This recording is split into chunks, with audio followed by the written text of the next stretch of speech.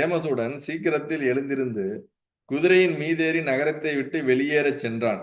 நந்தவனத்திற்கு ஒரு நிகரான ஒரு உத்தியானந்தத்திற்கு சென்று அதிலும் இருந்து உயர்ந்த மேடையுள்ள ஒரு மலை மேல, ஒரு நந்தவனத்துல ஏறி ஒரு மலை மேல ஏறி அவன் அதுக்கு தனியா போயிட்டான். குகைக்குள்ள போய் சதா உட்காந்து அவனுக்குள்ள விசாரம் பண்ண ஆரம்பிச்சிட்டான்.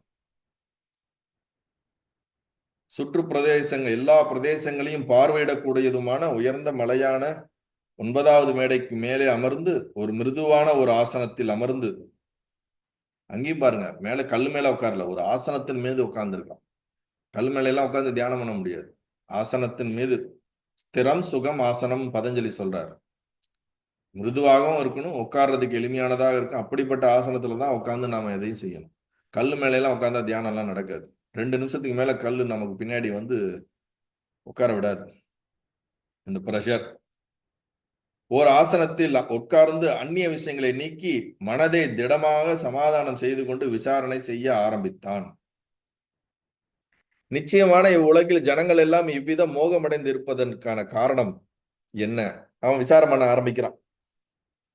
இந்த உலகில மக்கள் ஏன் வந்து இவ்வளவு தூரம் மோகம் அடைஞ்சிருக்கிறாங்க?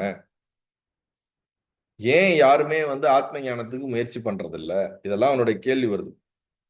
ஒருவராவது தன் ஆத்மா இன்னதென்று சற்றேனும் அறியார்.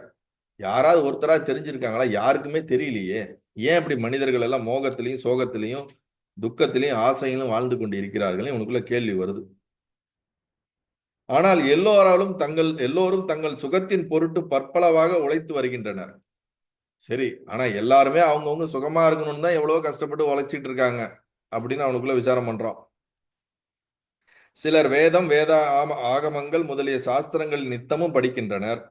தங்கள் பொருட்டாகவே இவைகளை செய்கின்றனர். அப்படிதான் இன்னார் என்று இவர்களின் ஒருவராவது அறிந்திருக்கதில்லையே.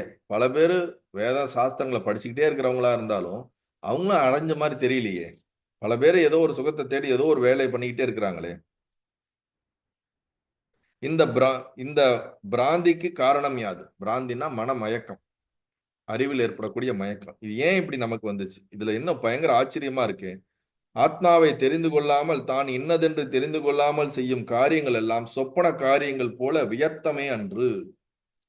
நான் யார் என்று தெரிந்து கொள்ளாமல் என்னால் செய்யப்படுகின்ற எல்லா காரியங்களும் தேவையில்லாத வியர்த்த காரியங்கள், சொப்பனத்திற்கு நிகரான காரியங்கள் அன்று அப்படின்னு அவன் யோசிக்கிறான். ஆகையினால் அதனை விசாரித்து பார்க்கின்றேன் அப்படின்னு விசாரணை பண்ண ஆரம்பிக்கிறான். மனை, தானியம், நாடு, தனம், பெண்டீர், கன்றுகள் என்னும் இவைகளிடத்தில் நான் என்று தோன்றாமையால் இவைகள் சற்றேனும் என்னுடைய சொரூபம் ஆக மாட்டாது. இவைகள் யாவும் எனக்காக ஏற்பட்ட விஷயங்கள் என்றபடியால் நான் இவைகளில் நின்றும் வேறானவன். அவன் விசாரணை எப்படி பண்றான்னு சொல்றாங்க பாத்துங்க. மனை அவனுடைய வீடு, அவனுடைய தானியம், அவனுடைய நாடு, அவனுக்கு இருக்க பணம், அவனுக்கு இருக்க பெண்கள், பெண்டீர், கன்றுகள், இவையெல்லாம் எனக்காக உருவாக்கப்பட்டதா இருந்தாலும் அவர்கள் எல்லாம் அதெல்லாம் நான் ஆக முடியுமா என்றால் ஆக முடியாது. அதெல்லாம் என்னுடையதுதான், ஆனால் அதிலிருந்து நான் வேறுபட்டவன். இது என்னுடைய வீடுதான், ஆனா நானே வீடு கிடையாது, அதிலிருந்து நான் வேறுபட்டவன். இவள் என்னுடைய மனைவிதான், ஆனால் நான் மனைவி கிடையாது, நான் அதிலிருந்து வேறுபட்டவன். அப்படின்றதுதான் இங்க சொல்ல வராங்க. அப்படிதான் விசாரம் பண்றாங்க. இவைகளிடத்தில் நான் என்று தோன்றாமையால் இவைகள் சற்றேனும் என்னுடைய சொரூபமாகாது. இவைகள் யாவும் எனக்காக ஏற்பட்ட விஷயங்கள் படியால் நான் இவைகளில் நின்றும் வேறானவன். இவை என்னுடையதா இருந்தாலும் இதுல இருந்து நான் வேறானவன். அதாவது நான் எவ்விதத்திலும் இந்த தேகமோ நிச்சயமான நான் சத்திரிய குலத்தில் பிறந்தவன், கௌரவமான அங்கங்களை உடையவன் என்பதில் சந்தேகம் இல்லை. நான் ஒரு சரீரத்துல இருக்கிறேன், நான் இந்த குலத்துல இந்த குடும்பத்துல பிறந்திருந்தாலும் இதெல்லாம் நான் அல்ல அப்படின்னு சொல்றான்.